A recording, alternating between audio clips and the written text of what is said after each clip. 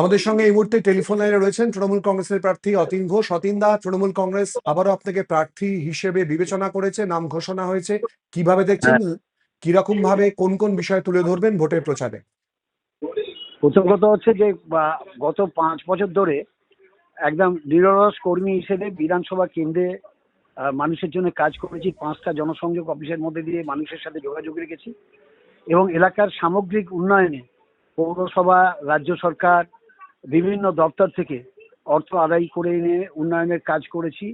ওখানে বেসিক সমস্যাগুলো সমাধান করার চেষ্টা করেছি। বিধানসভায় নিয়মিত আলোচনায় অংশ নিয়েছি, এলাকার সমস্যাগুলো তুলে ধরেছি এবং সেগুলোকে কনসিডার করে মাননীয় নেত্রী আমাকে তিনি আবার দ্বিতীয়বার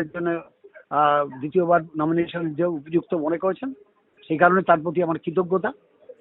এবং আগামী দিনে এই কাশীপুর বেলগাছিয়া বিধানসভা কেন্দ্র কলকাতার একটা প্রান্তে, সর্বতই যেহেতু কলকাতার বর্ডার লাইনে, এখানে সমস্যাগুলো অন্যান্য অঞ্চল থেকে অনেক বেশি, মানে সেই কারণে এখানে অনেক কিছু বেসিক সমস্যাগুলো আছে, সেগুলোকে আগামী দিনে সমাধান করব, সেটা তুলে ধরবো। এবং 6টা ওয়ার্ডে গত 5 বছরে আমি বা পশ্চিমবঙ্গ সরকার বা কলকাতা বেসিক উন্নয়নে কি কি কাজ করেছে সেগুলো তুলে ধরবো।